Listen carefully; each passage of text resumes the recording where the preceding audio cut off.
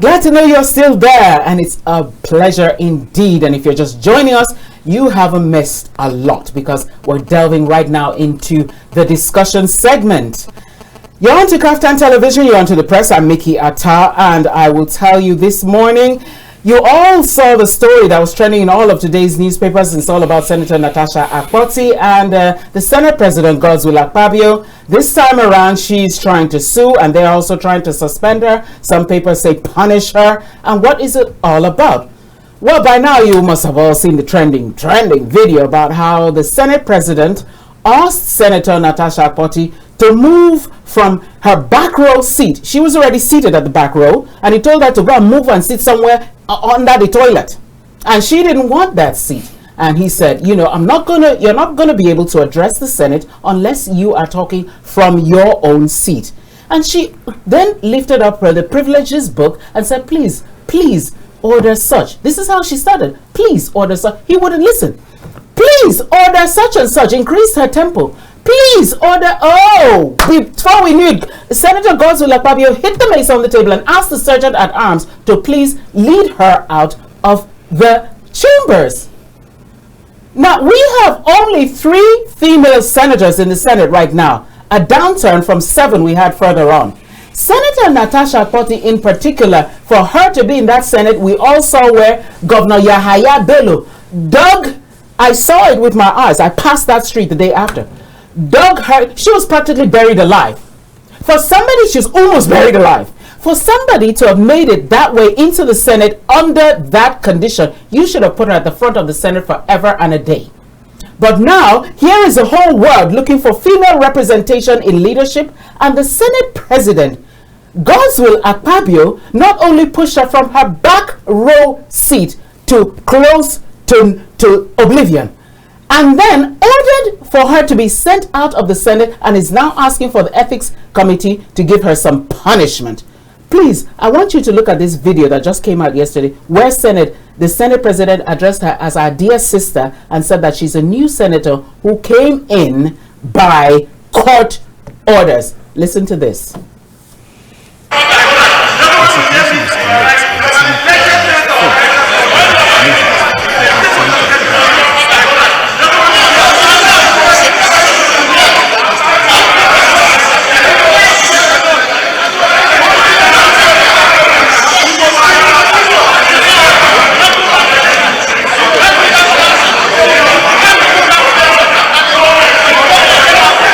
I sat next to Senator Kwankwaso until I was led by the sergeant at arms that this is my seat. I asked the clerk whether he allocated that seat to you. He said he didn't. He told me he would prefer to sit here. So I said there is no microphone there, but he said he will still prefer to sit there. If there's been a senator that have allowed to speak without a microphone, state. That's never happened in this chamber. All we said is there's no microphone where you are. Go to a place where there's one and you can speak. Now you have the floor. Speak and let us make progress. I want to apologize to my colleagues if I raised my voice earlier, and to say that until the Senate is well reconstituted and the sitting arrangements well arranged, I want to go. Okay then, well, I apologize. I was unable to get you the pictures of the latest video where we have the governor berating Senator Natasha and calling her a senator that made her way to the Senate through the court order. But that's an old video where you see the same Senator Godswill Akpabio, then the Senate minority leader, asking to also make some contribution from a seat that wasn't his. You notice the action of the then Senate President, Dr. Bukola Saraki, who asked him to please move over to his correct seat. Senator Godswill nearly brought the Senate down. Look at the crowd of senators that came in. All they were pointing, go back to your seat. Some were like, oh no, it was almost going to fisticuffs. At no point was the sergeant at arms called for him. He made a complete fuss, and when they asked the sergeant at arms, when you saw the video, he said, we asked, the senator demanded for this particular seat, and we told him there was no microphone. He insisted it's got to be there or it's not Senate. Now they asked him, please move over to where there's a microphone and take the floor. And he was allowed to speak. Unlike Natasha, whom he shut shut her face up. So now, we want to wonder, is this gender bias? Is this personal vendetta, or is this gender bias? Because it's really looking like gender bias. Well, I can't answer the questions myself, but I'll tell you, in this studio now, we have erudite gentlemen who are going to be able to help us pick and find the missing dots and the missing eyes. It's my pleasure this morning to tell you, joining me today is Malam Abdulaziz Idris. He's the convener of the Abuja Traders and Entrepreneurs Roundtable. Malam Abdulaziz, thank you for making it this morning. It's a pleasure for you to be here. Good morning. There you have it. I didn't want to let you know before you don't believe me, but he is here live. We're talking about the Africa Action Congress candidate, AAC presidential two-time candidate, talking about the internationally renowned human rights crusader, talking about the president and the founder of Sahara Reporters. It's my pleasure, ladies and gentlemen, to tell you, in our studios live in KAFTAN television is Mr. Omoyele Sowore. Omoyele, thank you very much for coming at such very short notice. I really appreciate this. Thank you. This is a topic I wanted someone like both of you to handle. Thank you very much for acceding to this. Please, I just want you go to your take. Yeah. Yes. I think we're talking about this Natasha and goes to all tussles in the house, Right. Which is trending now. And to me, my own understanding is that, as you call it, gender bias. That's how I see it always, because you see, there's no how we can strengthen democracy if we keep downsiding, if we keep intimidating, if we keep harassing or victimizing ladies that were able to win seats to come into the house. We are talking about earlier on, we have 7, we are now having 3. And even the 3 at the house, they were like silenced entirely. They were not allowed to partake or to give their own quota, as in the Senate proceedings in the House. This is it's very sad. We need to look at all these issues squarely and ensure that women too were given their rights. They need to be given. They need to be strengthened. They need to be supported, so that even them they can give their quota in democracy. In developed countries, America and others, like in Europe, also like England, you will see that women were allowed to play their role in democracy, in the House, in the Congress. You will see them, and they are performing very well. Right. And they were not being molested the way we see that's going on right now. When, if you could remember the other time, he was telling her that Senate is not a nightclub, and this one also happened. Even all these statements that by him making that these new senators come in is quite ridiculous. It shouldn't have been a statement coming from a person of Godswill Akpabio, who happens to be a former governor, former minister, and a statesman. It shouldn't have been. And now a Senate president, sitting Senate president. We don't expect such kind of statements from him, because what people perceive about him is that he has tried his own part when he leads in his states and when he was a minister and so on and so forth. So now, as the Senate, you are coming to ensure that women were not allowed to say their sitting arrangement shouldn't have caused all these problems. Really, I find it very demoralizing. Let me put it that way, because of sitting arrangement. If he's sitting somewhere, because some senators now change from one party platform to another, and now you say that Natasha has to move to a certain place wherever she doesn't like it, and there's no microphone, no camera captures, and so on. All these things should be considered. It should have been that he has not been informed, according to her. So they should have wrote to her that we are changing the seat for you, and there were plenty other seats in that place. Let her choose the seat that will be more convenient for her. What is there? What's the big deal in fighting over seats? I don't expect it, really.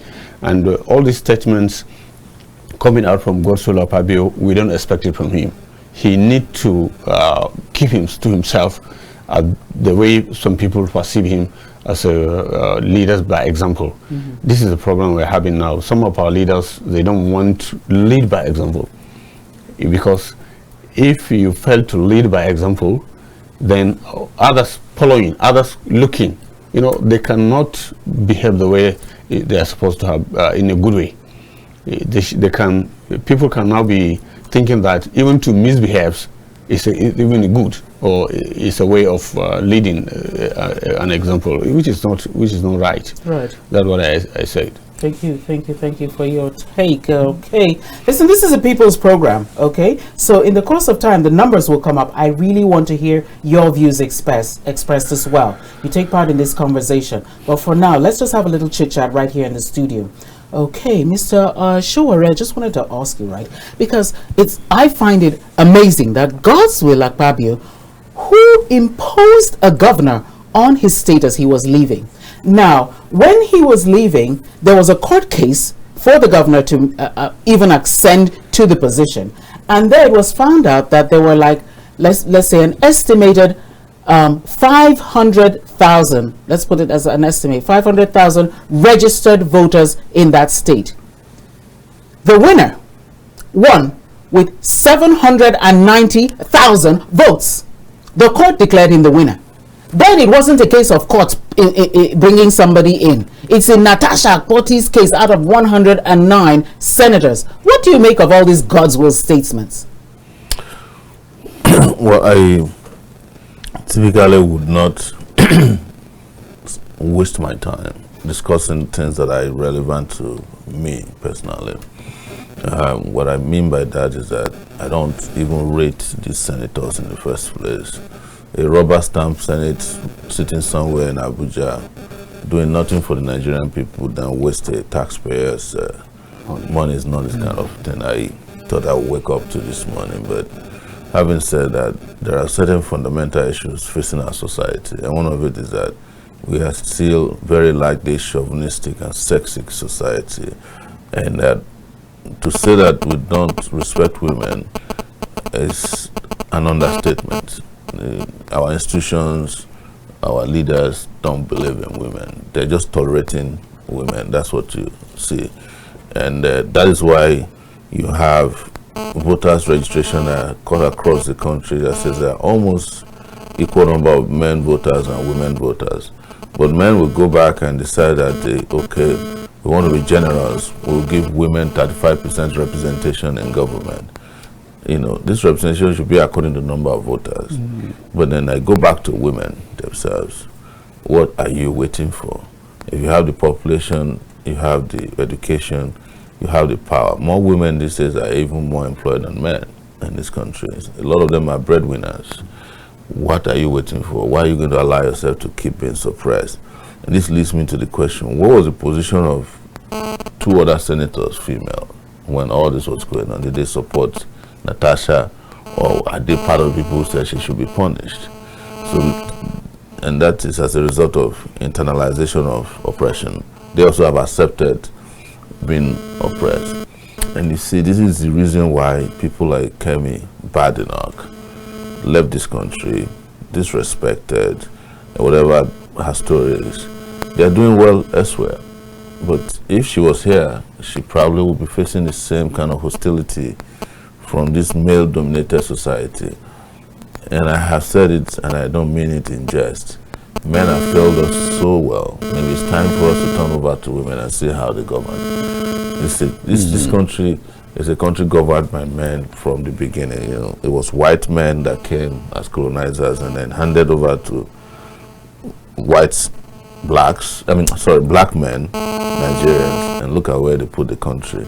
So women have to rise up themselves. They can't keep excusing this by justifying it either through colonialism or neo-colonialism, religion or ethnicity.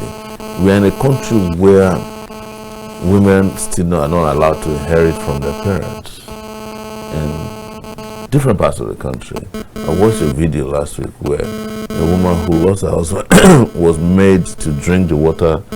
The dead body was washed in. Yes, these things are still happening, and it's so. I'm just giving you this context so that you can understand that what is happening from Godwill Akpabio's character is a major male issue in Nigeria. This country is male dominated.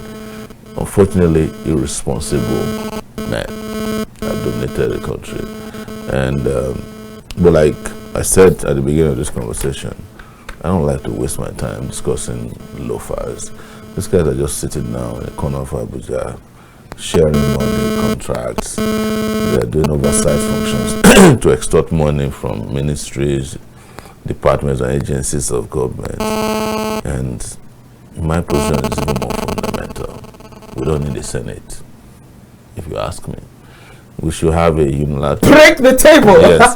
We should break the table! We don't need a Senate, so says Omoyele Sowore. Let's have a unicameral legislature. What is Senate now could be the National Assembly of 109 people. Right. And that should be enough for legislative business.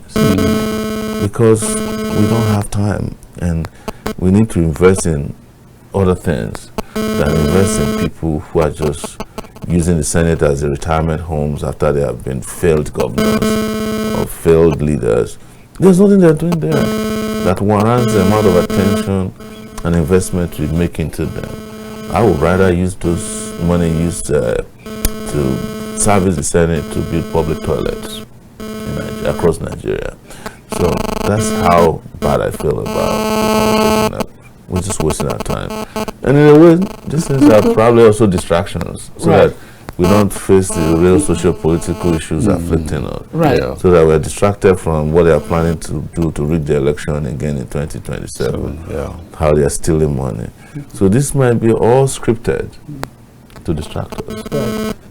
Please humor me and let us please tackle this distraction. You can see I am very emotional about it, if for nothing else. Okay, now there's this complaint that women are the worst enemies, women are not good united, women this, women that. Then somebody has struggled this hard. There are 109 people, renting. The hardest amongst them in that struggle was this Senator Natasha, whom you would have thought would be the shining beacon, but she's a person who has been so browbeaten. She was made a committee chairman. Her performance was superlative. She immediately got the NLG to open up something about the Ajaokuta steel mill, which has been lying comatose over several governments. The minute that was commissioned, Senate President removed her from the chairmanship, stopped all her privilege, stopped all her, everything to do with her was like clipped. Now we have something from Dr. Obio Kwezelezi. And she said categorically that this isn't Senator Godwill Akpabio's first time picking on female lawmakers. He did the same thing with Senator Ireti Kingibe, Labour Party senator representing FCT. Picked on her. She's now silenced. It's as if she's no more in the Senate. Now, Natasha Akpoti is very vibrant, always moving motions, always, raising, she's very active. She's not one of those senators we see on NTA, sleeping, dozing, collecting their 15 million naira. There she is. That is just her. Very active in that Senate. Now, here is the senator deliberately trying to silence her again. No, we cannot just shy and say, oh, this is a male-dominated place. The few females that are standing up, you're hitting them down. And we're not going to keep quiet about this any longer. Look at, you can even see the look on his face. He goes, oh, do you think this place is a nightclub? How can you even utter that in the hallowed chambers? How can you even perceive of that? You understand? This should be your leading light. And then we have another, she's suing some people who said that she always comes dressed up in revealing clothes. There she is, always veiled from top to head to toe. Veiled. All these petty women-like things. Oh, I'm going to talk. I do not like it, and I don't think we should tolerate this any longer. Dr. Obie Kwezelezi has said categorically that there's going to be a warning for Godwill Akpabio for things like this, but I'm going to bring that at the end of the program.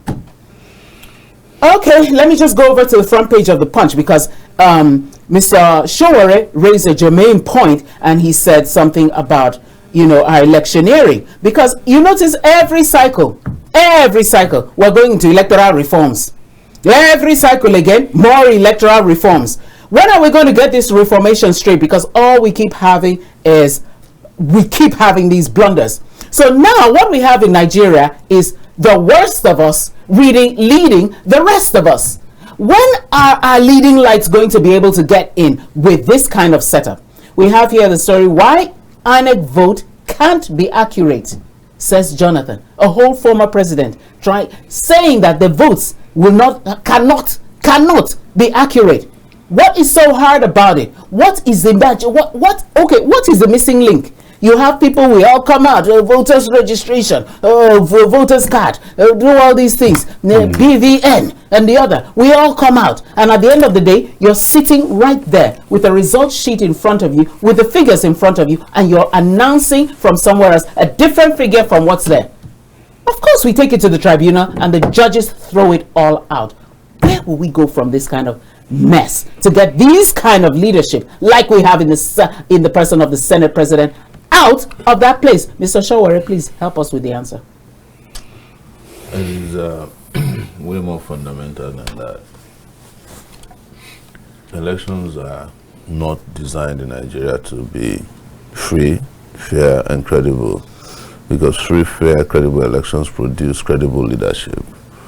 And when a country set out from the beginning to elect crooks into office, its electoral process is always designed in a crooked way.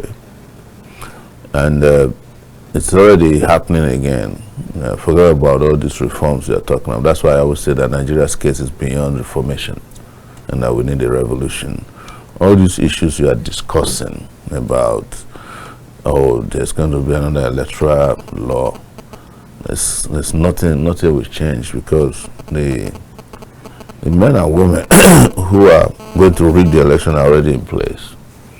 The machineries or mercenaries that will rig the election are also already in place.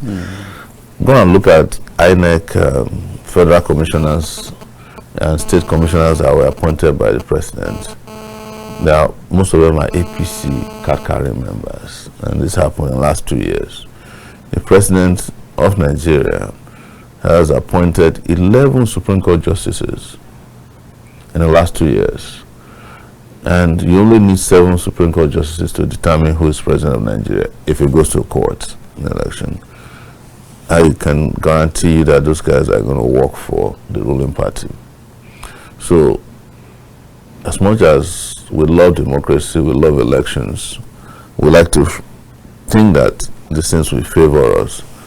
If you look at the parameters in place and you do the calculations, you can already predict how this will end, except something is fundamentally done now, because we're 2 years away.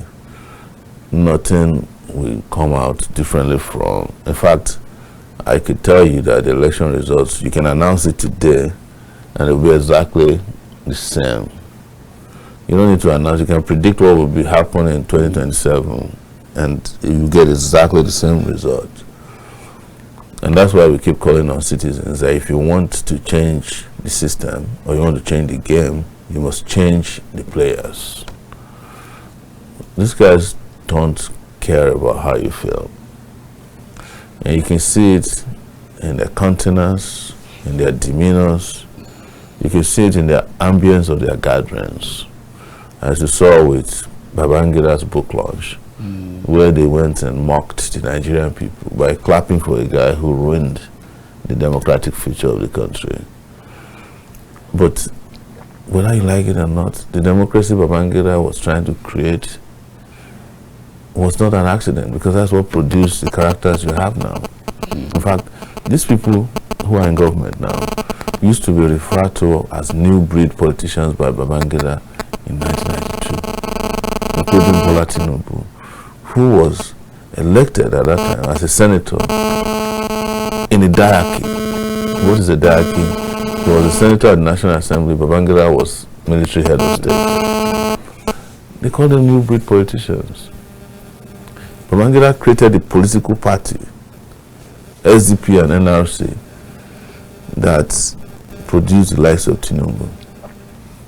So somehow, if you look at your history properly, you know that they planned this over time. And as a result, if you want to change it, you must be willing to shake loose from that process. As that popular saying is that if you want to get out of a ditch into which either you put yourself or somebody puts you, don't ask for a digger. Nigerians want to get out of the ditch, but they are ordering diggers, which is going to dig them more into this position from which they cannot dig themselves out or jump out. And it's perilous. That is what is sad. So these are the fundamental conversations we should be having. Nobody should take this lying low, and nobody should think this is just another statement of rhetoric. It's a fact that these guys are going to get away with another electoral heist. What Jonathan is telling you is not different from what we have always known. Jonathan himself was a beneficiary of that. All of them benefited from these electoral crimes, or dysfunction. But what I'm saying in closing is that these dysfunctions are not mistakes.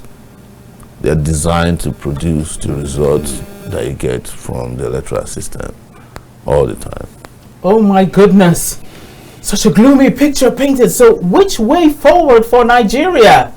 Okay, I'll leave you with that poster. We're going to take another short break. When we come back, the telephone lines will be open. You're going to contribute. And we have enough time this morning. So please don't bother about time. We're going to open the phone lines and you can contribute your own quota and see what we're going to do to get out of this debacle.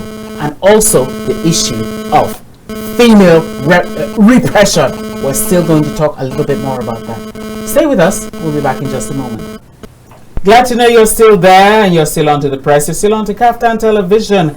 And I'm Mikky, and in the studio with me is the convener of the Abuja Traders and Entrepreneurs Roundtable, Abdulaziz. Idris. In the studio with me is the Africa Action Congress two-time presidential candidate, Mr. Omoyele Sowore.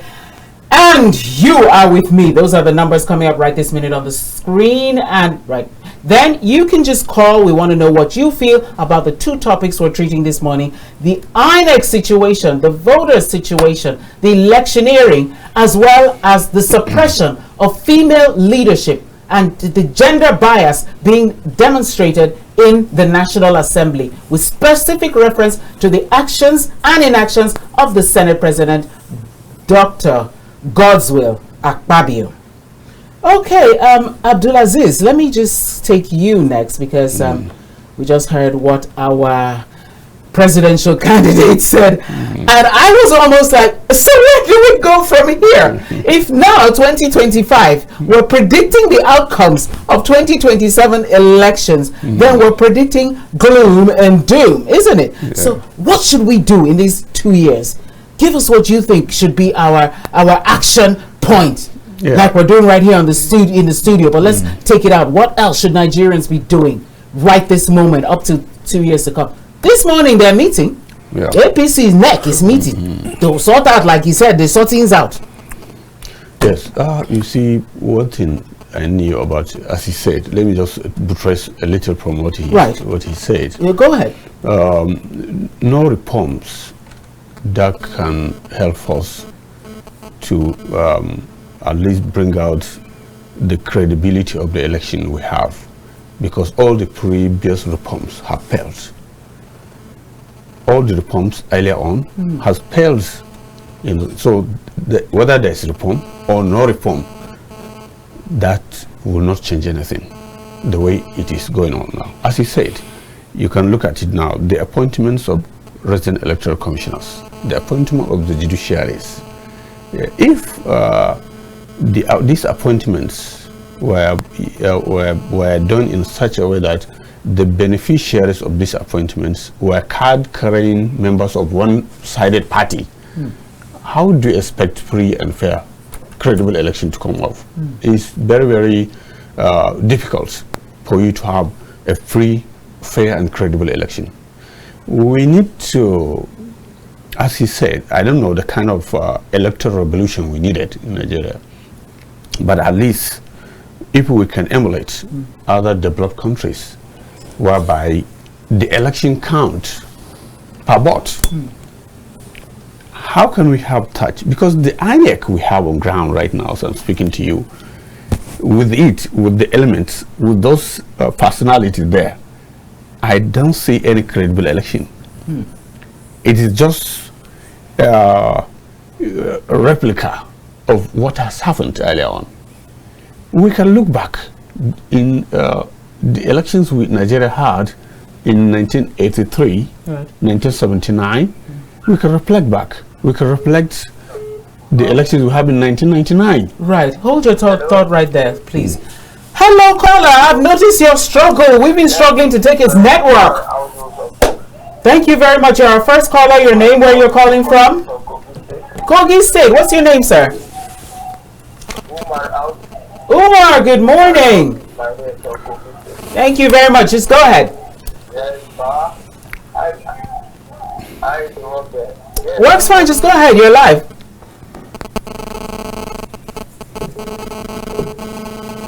Umar. We lost him. I think there's another person. Oh man, we lost him. Umar, please do well to call us back. The lines are now jamming.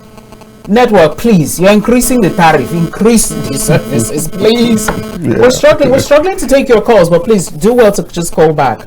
Can't take it. Good morning. Good morning. Hello, you're live. Might have to end it. Calls are jamming, but we can't take them. Hello, can you hear me? You're live. Oh man. Let me just try again. Good morning.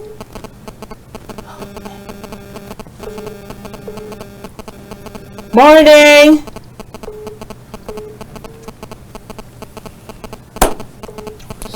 Network is just not friendly this morning, but do well to keep trying. We'll also try our level best to see how we can get the lines up. Okay, so you were just telling us something a little bit about INEC, so we can... Yes. We can, what we have previously in those years, we have a good INEC. We have an independent National Electoral Commission at that particular time. Right. Whether right from PEDECO, coming down to other names, National Electoral Commission and so on. If you could remember, even when people like Wokedi, Morris Yu and others held those places, they do better, they perform better than what we have today. Those people, those people there at that particular time, they try to ensure that there's a credible election, free and fair. But these days, the INEC we have on ground now, we cannot at any given point of time say that these people can give us a credible election. We need an election whereby our vote will count. Voter apathy and other things, all these things are very, very important. Right.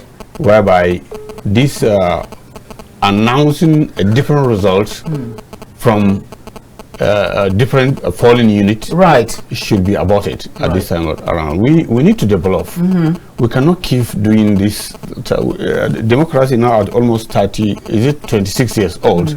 We need to move forward.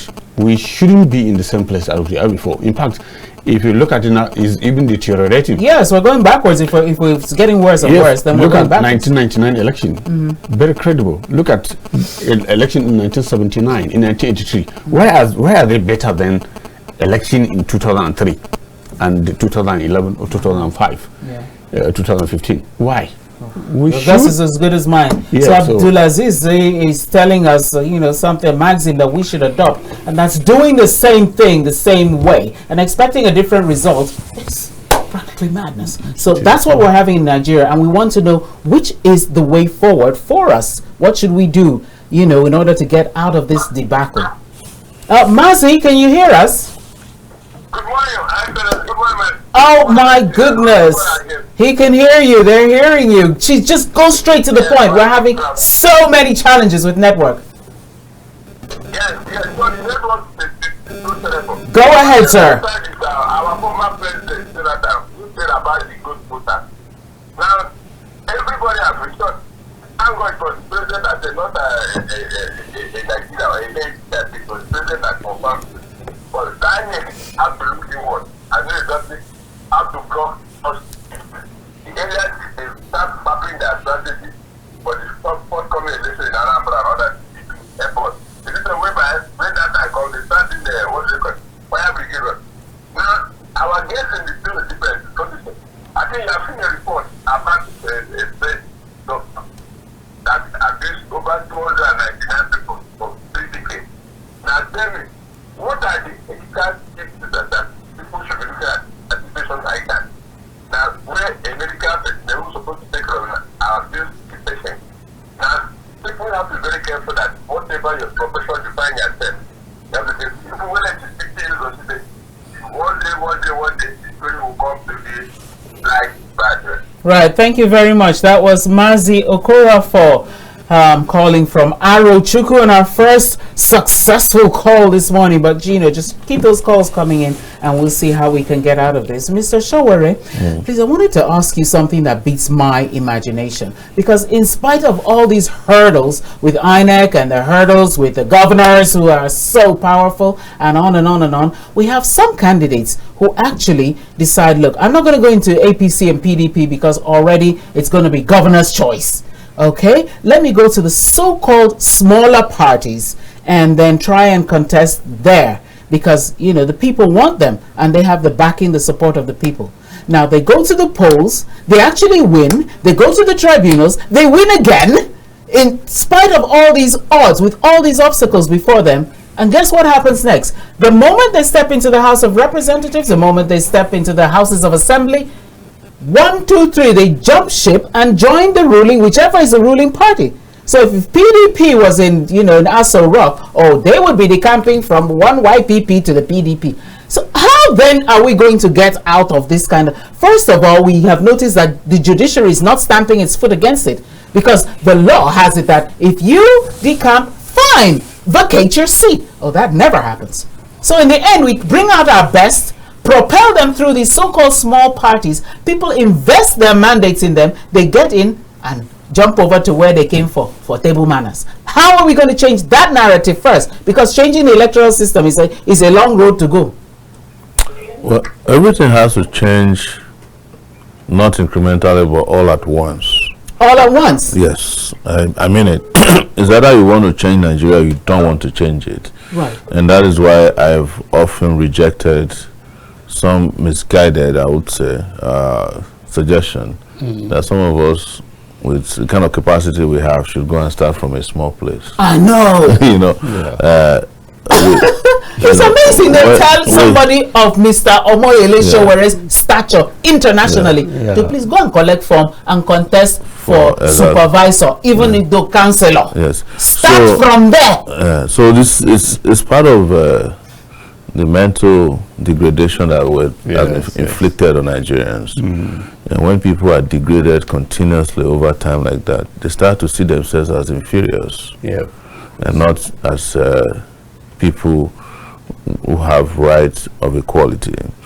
And so what I'm trying to say is also that parties in Nigeria are likely not ideological. No.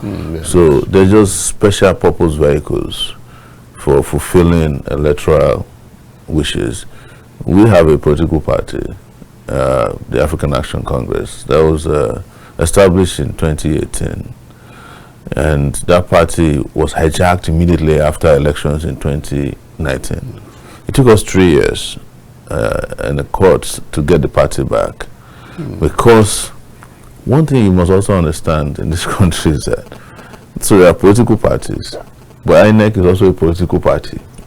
Wow. Yes, basically. Because a political party is an organization that is partisan in nature. Oh my God! Yeah. Break another table.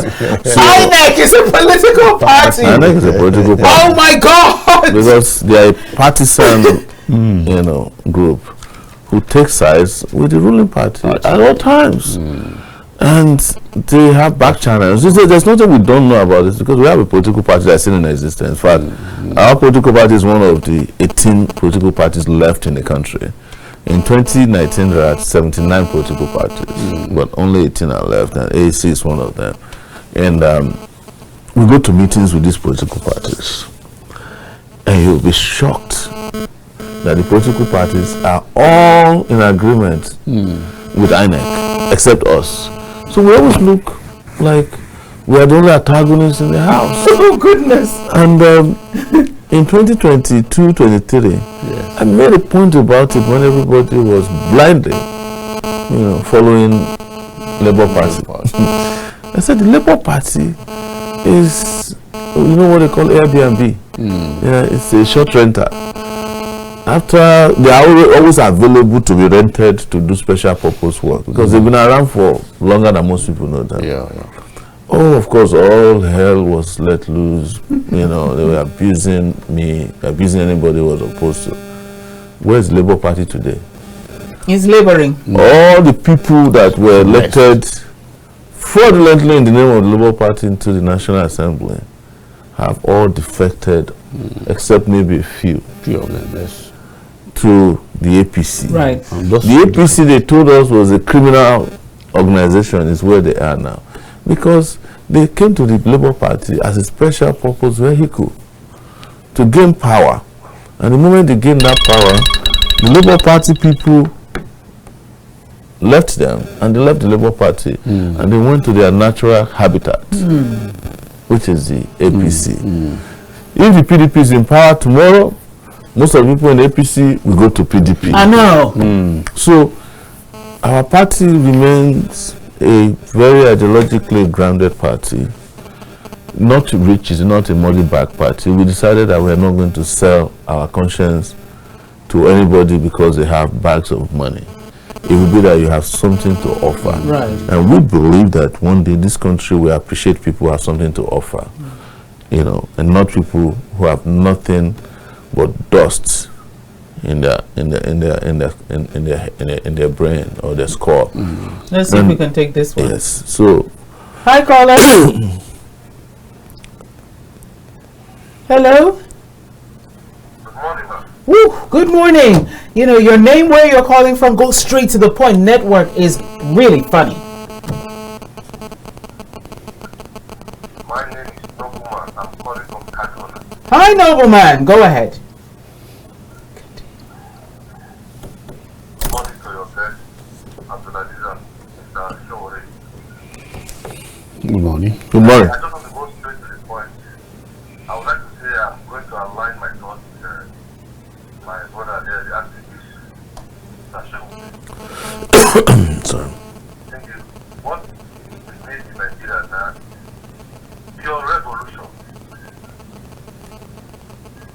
But it's revolution that can give us the solution now. We look at the politics of Nigeria. Those in power that hijack the nation. I will give an example of what happened in Ghana not long ago.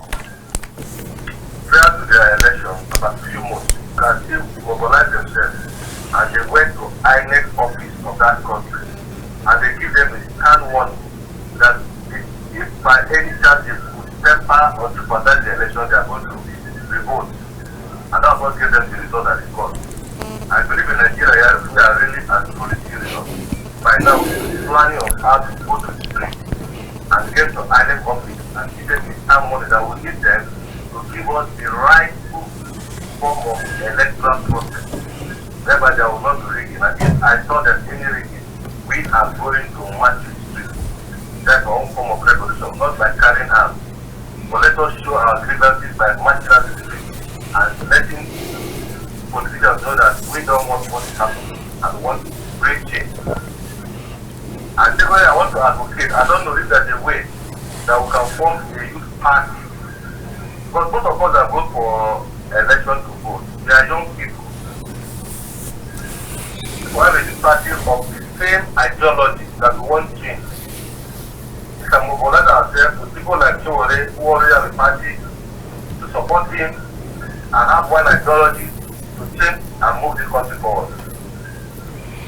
Right, thank you very much. Okay, I really appreciate it. Wow, network, thanks for that. Okay, that was our caller calling all the way from Kaduna State, and he is saying that number one, he wants a total revolution, and he's saying that, look, citizens, that's another point he's made, Abdulaziz, you know, it beats me hollow how citizens sit back in all this suffering and in all this, you know, misgovernance, in all this rolling backwards, and then you sit back lamenting and do nothing about it. Take, for instance, some of these states. We talk and talk and talk about, oh, if a PDP is in the seat, PDP will sweep all the local government posts. Now, when that happens, not only that, then that puts in like what they call transition chairman, which is even illegal. Citizens are sitting in those local governments. You're watching 10 years. A tenure is 4 years. Somebody sits in for 8 years and another person comes in. When they are aligning 10 years, they have not conducted local government election. You are there. You are in that local government. Alive. I haven't said a word. Yes, you want me to come and be shouting in the studio. You don't live there. You got to be up and doing. That's why I say we need to get out and get something done. Let's see what this caller has now. Hello, network. Thanks a lot. Hello, good morning.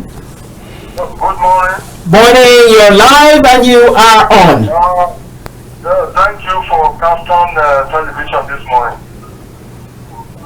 Thank you too. The only thing I want to say is that... Who wants to say it? About Nigerian... Who wants to say it? Your name and where you're calling from, sir? Okay, my name is Joseph. I'm calling from Kwara State. Right. Go ahead, Joseph. Yeah.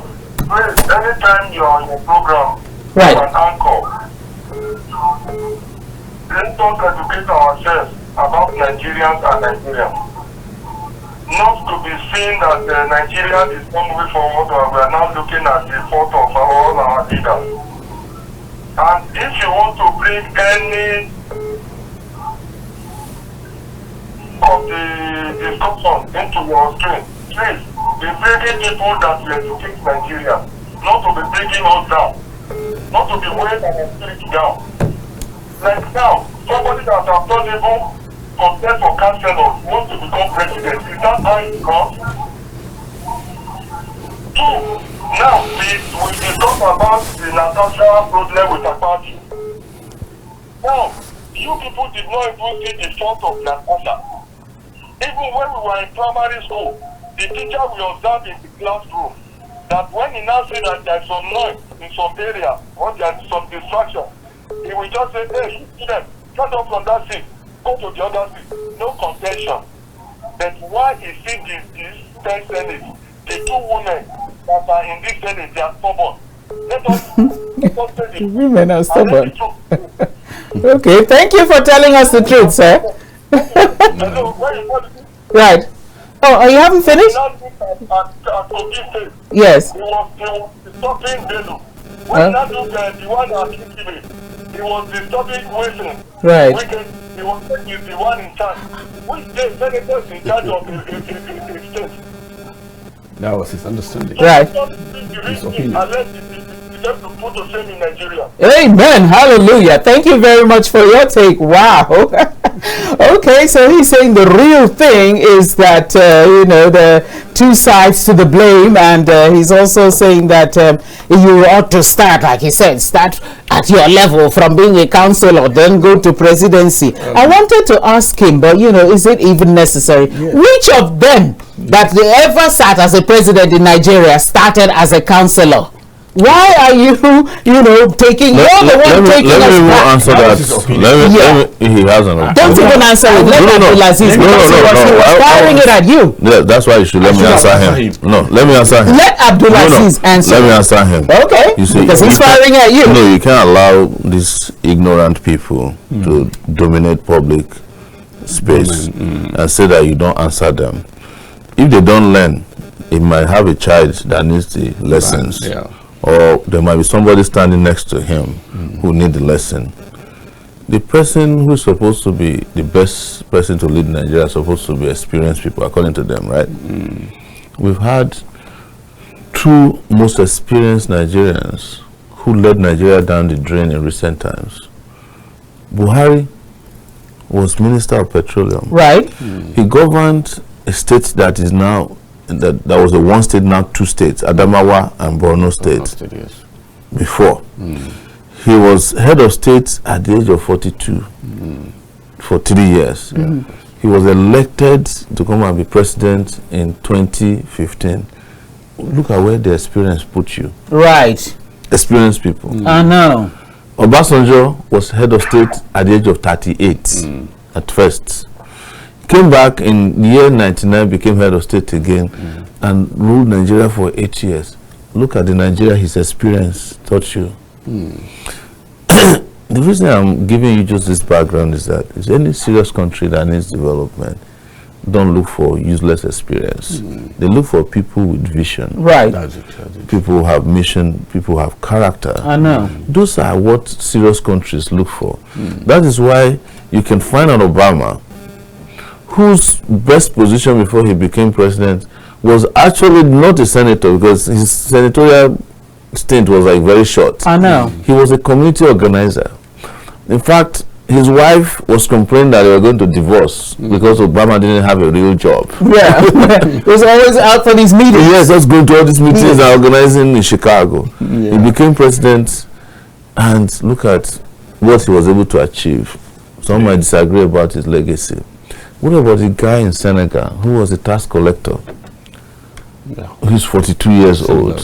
Macron, how old is he? That's the example You I know, want to give to you. so when these people just jump on telephone because they have data and they want to spread ignorance because and you say don't challenge them, you are doing disservice to your country. Challenge them. Okay, sir. Don't let them get away with it, because if they do, their children might think they have sense. Right. They should be allowed to hear the truth. Right. Good morning. Yeah, good morning, Mikky. Hi. Abdulaziz, Your Excellency Sowore, good morning. You are on to SNG calling from Lagos. From Lagos, SNG, good morning. How's Lagos today? Good morning. Yeah, welcome, Wow, Sanji. we bless God. Thank you very much. Let me quickly respond, especially the issue of the electoral process in our nation. Right. Mikky, let me quickly say, the reality of this day comes likely from the way you feel, the way you think, the way you observe, and the way you act.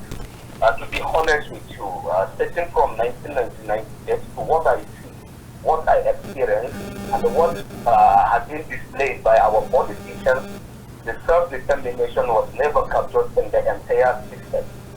And we all know the root cause of this problem. The menace, the predicament, was a lack of internal democracy, corruption, God for that region, money, political system, and the Nigerian electoral process, among others.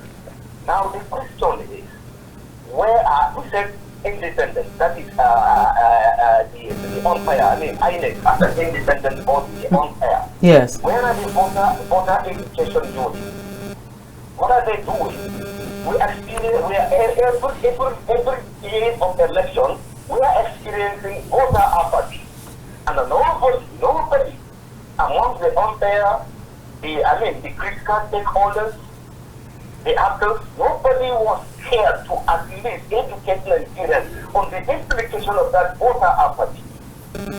Yeah. And also we, the electorate, have our own problems. So, to me, honestly speaking, we all know the root cause. By selling our rights, in recent years, you will agree with me, politics and elections have been demonetized. Yeah. So, this question is, for how long shall we remain in this present predicament? Right. Like I always ask this question, are we expecting international community to come and rebuild our nation? I wonder. Rebuild our elections? Yes, sir. Thank you very much. You've landed on your point. And he's saying, listen, this monetization, one is a problem.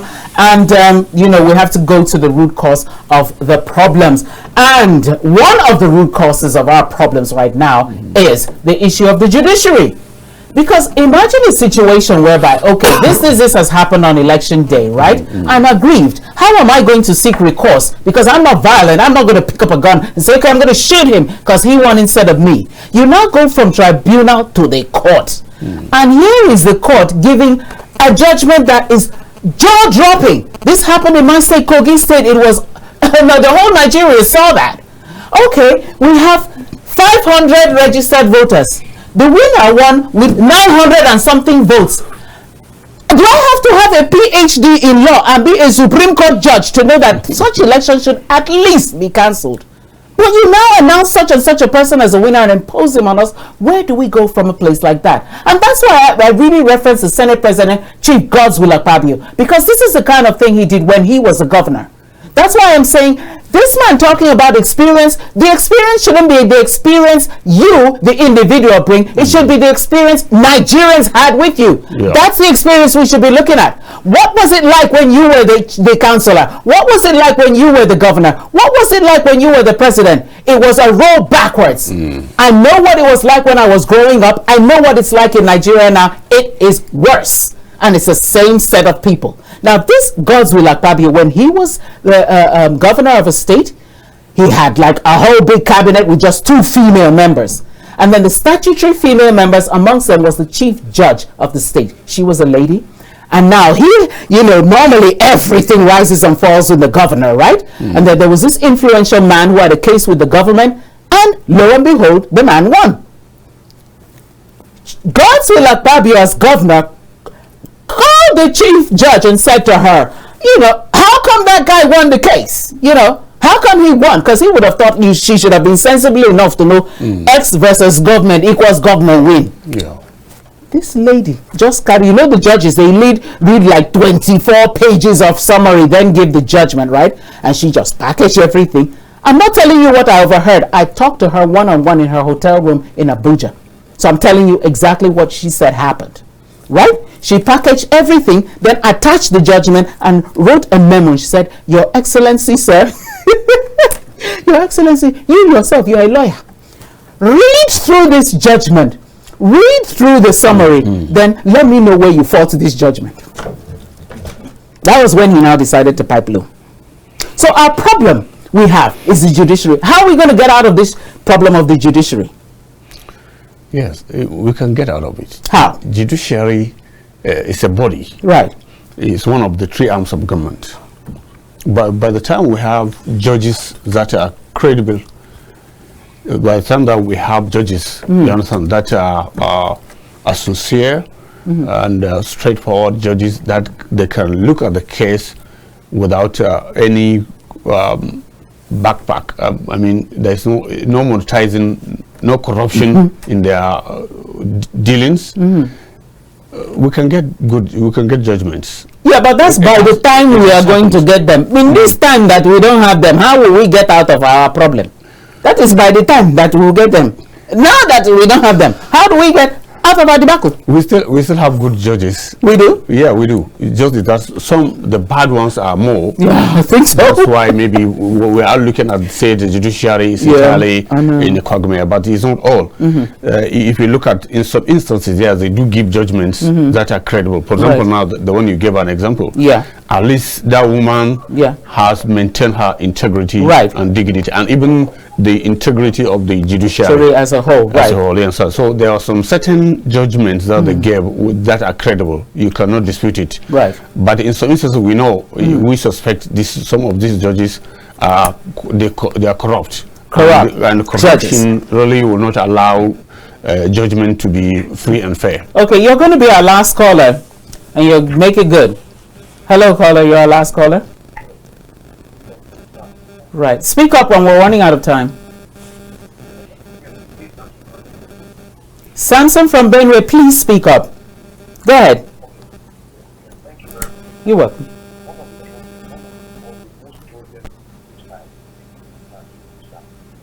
Citizens are too docile.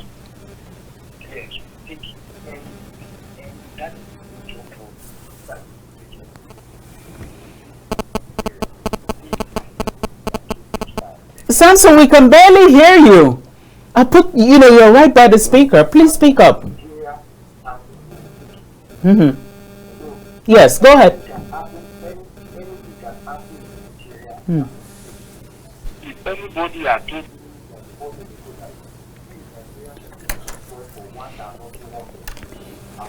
I would have doubted, I would have break the line. But people, they are buying work for 1,100 and they are happy about it. That it was only price of bread, price of bread. Right. Thank you very much. Listen, you actually landed on your point when you said citizens are actually too docile. So right now, we just want to take a final take from you, Omoyele Sowore. Let's have your experience on the field and what you say Nigerians should do looking forward, so that at least by 2027 we'll have at least a better, about better outcomes than are on ground at the moment. I think one of the callers summed it up for me. That, and this last caller also kind of placed an icing on the cake. You cannot have progress in any society where you have people who are lightly complacent about their situation or sometimes even embrace their oppressors. It seems now that there's a total coalition between the oppressed and the oppressor. They are at peace with themselves. And when that is the dominant characteristics of our society, we won't be able to look. This whole idea of looking backward, looking forward, there are just ways that we use to express our helplessness. There's nothing to look forward to when you know that your next move in life is to fall off a cliff. And that's what 2027 represents for us. So the guy who said move now is who I align with. And don't wait until, yes, like himself, I don't believe in our struggle. But it will interest you that Nigeria respect people who engage in our struggle. I know. They are the ones that they want to give amnesty. They are the ones that are always calling to come have conversation with. They deliver money to them when they kidnap people. But those of us who are saying that we don't need bloodshed, we are also insisting that we need a revolution. And it doesn't have to be bloody. It just needs a huge number of persons. And when that happens, you don't even have to kill anybody. Nobody will die. But we'll take our country back, just quietly. Our oppressors all will run away. And we can reorganize and have a society where there's equality, justice, freedom, and ultimately prosperity for all, instead for a few. Right. Abdulaziz, what's your last take for Nigerians? Well, Mr. Omoyele has said it all already, but what I want to just chip in is that if we are going to do peaceful revolution, as he said, or changes that could bring a better governance or good governance to Nigerians, is that what we needed at this point of time?